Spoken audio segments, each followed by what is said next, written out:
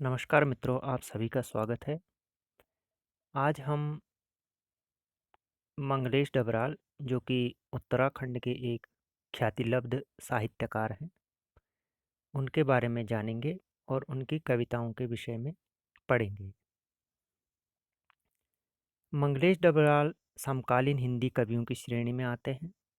इनका जन्म 16 मई 1948 को टिहरी गढ़वाल उत्तराखंड के काफल पानी गांव में हुआ था। इनकी शिक्षा दीक्षा देहरादून में हुई। दिल्ली आकर हिंदी पैट्रियट, प्रतिपक्ष और आसपास में काम करने के बाद वे भोपाल में मध्य प्रदेश कला परिषद, भारत भवन से प्रकाशित साहित्यिक त्रैमासिक पूर्वाग्रह में सहायक संपादक रहे। इलाहाबाद और लखनऊ से प्रकाशित अमृत प्रभात में भी कुछ दिन उन्होंने नौकरी की। सन 1983 में जनसत्ता में साहित्य का पद संभाला। कुछ समय इन्होंने सहारा समय समाचार पत्र में भी संपादन का कार्य किया। मंगलेश डबराल जी के 5 काव्य संग्रह प्रकाशित हुए हैं। इनमें जो सबसे पहले है वह है पहाड़ पर लालटेन, जो कि काफ़ी चर्चित रहा। घर का रास्ता, हम जो देखते हैं, आवाज़ भी एक जगह है और नए युग में शत्रु।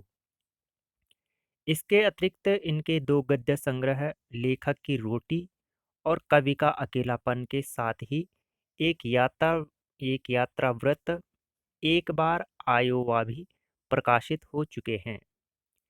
हिंदी अकादमी के साहित्यकार सम्मान, कुमार विकल स्मृति पुरस्कार और अपनी सर्वश्रेष्ठ रचना हम जो देखते हैं के लिए सन 2000 में साहित्य अकादमी पुरस्कार से सम्मानित मंगलेश डबराल की ख्याति अनुवादक के रूप में भी रही है। आइए आज हम उनकी कुछ कविताएं हैं उनकी, जिनका शीर्षक है एक शहर की 9 कविताएं। इन 9 कविताओं के माध्यम से प्रसिद्ध साहित्यकार मंगलेश डबराल जी ने शहरी जीवन के संकटों को, वहाँ की परेशानियों को, वहाँ की विद्रूपताओं को अपनी कविताओं के माध्यम से दर्शाया है। तो आइए देखते हैं सबसे पहले उनकी पहली कविता। यहाँ आते आते भारी हो चले थे हमारे सर, हर लिए थे कलेजे, चिंताएं करनी छोड़ दी थी, बढ़ा लिए थे बाल, हमारे कंधों से लटकते थे झोले, उनमें सहेज कर हम रखते थे अपनी प्रसन्नताएं। शहर का चित्रण करते हुए कह रहे हैं कि यहाँ आते आते, अर्थात शहर में जब हम आए, गांव से आए होंगे जाहिर है, भारी हो चले थे हमारे सिर जो थे भारी हो चले थे। क्यों? क्योंकि परेशानियां जीवन में आनी शुरू हो गई थी। हमने मोटे कर लिए थे कलेजे, हमने जो अपने कलेजे थे, अर्थात हमने जो अपना हृदय था वह मोटा कर लिया था, वह मजबूत कर लिया था कि अब तो जो भी होगा उसको झेलना है। चिंताएं करनी छोड़ दी थी, बढ़ा लिए थे बाल, हमारे कंधों से लटकते थे झोले, हमारे कंधों से कुछ लटकते थे झोले, उनमें सहेज कर हम रखते थे अपनी प्रसन्नताएं। हम अपने को स्वयं प्रसन्न रखने के लिए इस प्रकार की व्यवस्थाएं करते थे। दूसरी कविता आती है, बहुत बड़े शहर में हमें भी मिली छोटी सी जगह। कह रहे हैं कि एक बहुत बड़े शहर में हमें भी एक छोटी सी जगह मिली, क्योंकि ग्रामीण जीवन अलग होता है और शहरी जीवन अलग होता है। वहाँ हमें कम संसाधनों में अपना जीवन यापन करना पड़ता है, उतनी जगह नहीं मिलेगी हमें, उतना सुंदर वातावरण हमें नहीं मिल सकता। इसलिए कवि के मन में कहीं ना कहीं यह एक टीस है। बहुत बड़े शहर में हमें भी मिली छोटी सी एक जगह, थोड़ी सी हवा एक बिस्तर। देखिए, थोड़ी सी हवा और एक बिस्तर, हवा भी जहाँ पूरी नहीं मिल पा रही है। मुसीबतें याद रखने के लिए, और कवि कह रहे हैं कि अपनी मुसीबतों को, मुसीबतें लिखी उन्होंने, ये नहीं लिखी खट्टी मीठी यादें कि कुछ मीठी भी हो, मुसीबतें ही लिखा।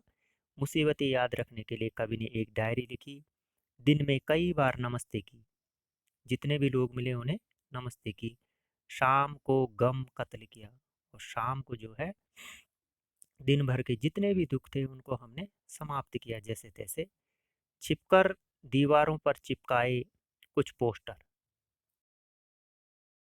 और आए। सुबह उठकर सामने से आते आदमी से पूछा, अच्छा तो आप भी हैं इस शहर में। अब देखिए ये इसमें लेखक ने अजनबीपन जो होता है उसको उजागर किया है कि जो व्यक्ति उस शहर में रह रहा है और एक दूसरे को जानते भी होंगे नहीं, लेकिन सुबह उठकर जब सामने से आते आदमी से पूछा, अच्छा तो आप भी हैं इसी शहर में, कि एक अजनबीपन की तरह से उनसे पूछा जा रहा है उस व्यक्ति से कि अच्छा तो आप भी इसी शहर में रहते हैं। तीसरी कविता आती है, बहुत कम में काम चल जाएगा हमने सोचा था। कवि कह रहे हैं कि बहुत कम में काम चल जाएगा, हमने ऐसा सोचा था। जिंदगी में थोड़ा सा जानना होगा, थोड़ा सामान, कुछ किताबें, कुछ बर्तन, खाने पीने के। कवि कह रहे हैं कि जिंदगी में थोड़ा सा जानना होगा, कि हमें बहुत कुछ जानने की आवश्यकता न होगी, ऐसा हमने सोचा था। थोड़ा सा सामान चाहिए होगा जीवन बिताने के लिए, कुछ किताबें चाहिए होंगी और कुछ बर्तन चाहिए होंगे खाने पीने के लिए। कुछ सरल शब्द जिन्हें बोलते हुए शर्म न महसूस हो, और कुछ ऐसे ऐसे सरल शब्द जिन्हें बोलते हुए हमें शर्म ना आए या लज्जा न लगे। हमने सोचा था कुछ साधारण वाक्य बनाने होंगे जिन्हें बोलते हुए जीभ लड़खड़ाए नहीं। और कवि कह रहे हैं कि हमने यह सोचा था कि कुछ सरल से वाक्य होंगे जिन्हें कि हम आसानी से बोल पाएंगे। एक निजी क्रोध काफी होगा लड़ने के लिए। हमारा जो एक व्यक्तिगत क्रोध होगा अंदर का, वह लड़ने के लिए काफी होगा। अत्याचारी को डरा देंगी सिर्फ तमतमाई ही। के सामने जो अत्याचारी होगा उसको हमारी तमतमाई हुई जो आंखें हैं, गुस्सैल आंखें, वे उसको डरा देंगी। अन्याय के विरुद्ध काम आएगा एक छोटा सा शब्दकोश। कि हमने ऐसा सोचा था कि अन्याय के विरुद्ध जो हमारे पास कुछ शब्द हैं, कुछ शब्दों का जो कोश है, वही हमारे काम आएगा और उसी से हम अन्याय के विरुद्ध लड़ पाएंगे। अपनी अगली कविता में कवि कह रहे हैं, आपका स्वागत है क्योंकि आप नए हैं। कि आपका स्वागत है कि आप नए हैं, क्योंकि आप बहा सकते हैं कभी पसीना कभी खून, इसलिए आपका स्वागत है। आप कभी पसीना बहा सकते हैं, कभी खून बहा सकते हैं, क्योंकि अभी आपने अपना, आपका स्वागत है। आपने अपना जीवन नहीं जिया, अर्थात आपके पास अनुभव की कमी है। अभी अभी आपने जब जीवन ही नहीं जिया अपना, तो आपके पास अनुभव कहाँ से आएंगे, इसलिए आपका भी स्वागत है। क्योंकि आप घर की याद से हो उठते हैं बेचैन, इसलिए आपका स्वागत है। आपको जब भी अपने घर की याद आती है आप बेचैन हो उठते हैं, इसलिए आपका स्वागत है। इसका मतलब आदमी अभी परिपक्व नहीं है, वह अभी कच्चा है, क्योंकि आप चाहते हैं अपने परिवार को यहीं बुलाना, इसलिए आपका स्वागत है। पांचवी कविता आती है, हम उठते हैं सुबह 4 बजे। फिर यह शहरी जीवन का चित्रण कर रहे हैं कवि, कि शहरी जीवन में आराम नहीं होता है, इधर उधर भागना पड़ता है व्यक्ति को अपने जीवन यापन के लिए, इधर उधर कैसे जाता है, इसका चित्रण यहाँ पर कर रखा है। हम उठते हैं सुबह 4 बजे, नहाते हैं, कपड़े पहनते हैं, तुरंत फुरत को धक्का देकर चढ़ते हैं एक बस में। हम सुबह क्या करते हैं कि सुबह हम 4 बजे उठ जाते हैं। यह प्रातःकालीन उठने के लिए कभी कह रहे हैं कि मैं सुबह 4 बजे उठ जाते हैं। हम नहाते हैं, कपड़े पहनते हैं, ये दैनिक दिनचर्या है उनकी।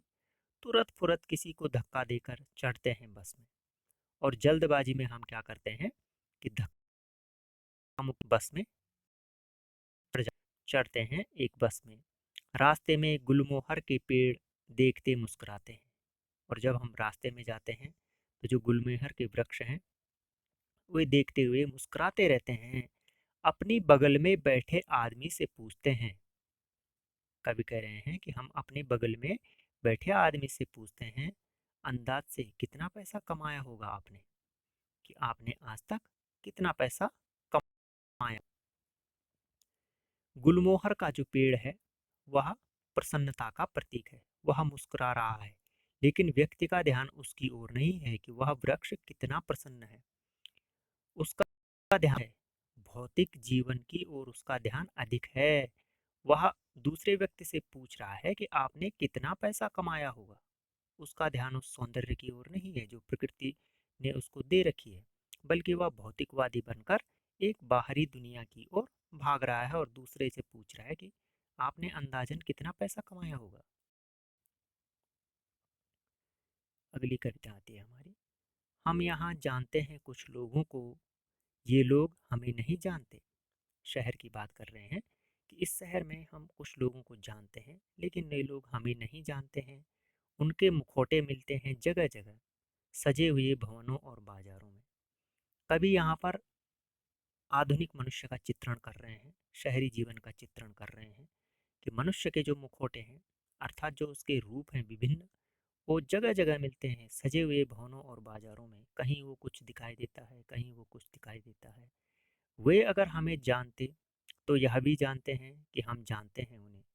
वे अगर हमें यदि जानते हैं तो उन वे स्वयं ये भी जानते हैं कि हम उनको जानते हैं। हर इंसान में 10-20 चेहरे होते हैं, जिसको भी देखना बड़े ध्यान से देखना। एक बशीर बद्र साहब का ये शेर है। इसलिए व्यक्ति के अनेक चेहरे होते हैं और कवि यहाँ पर उन्हीं चेहरों के बारे में कह रहा है कि उसके अलग अलग व्यक्तित्व होते हैं समय और परिस्थिति के अनुरूप। जो आलसी हैं उनके घरों में चूहे बनाते हैं बिल।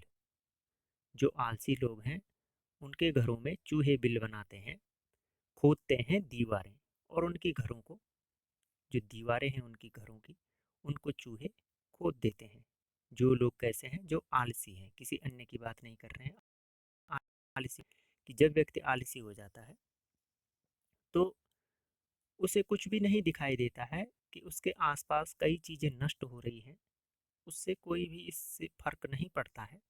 तो यहाँ पर एक चूहे एक प्रतीक रूप में बताए गए हैं कि जो आलसी हैं उनके घरों में चूहे बनाते हैं बिल, खोदते हैं दीवारें, और जो आलसी नहीं हैं वे कभी कभी मदद करते हैं चूहों की। ये व्यंग्य है एक हमारे समाज पर कि जो लोग आलसी नहीं हैं वे आलसी तो नहीं हैं, लेकिन वे चूहों की मदद करते हैं, अर्थात उनमें रचनात्मकता नहीं है।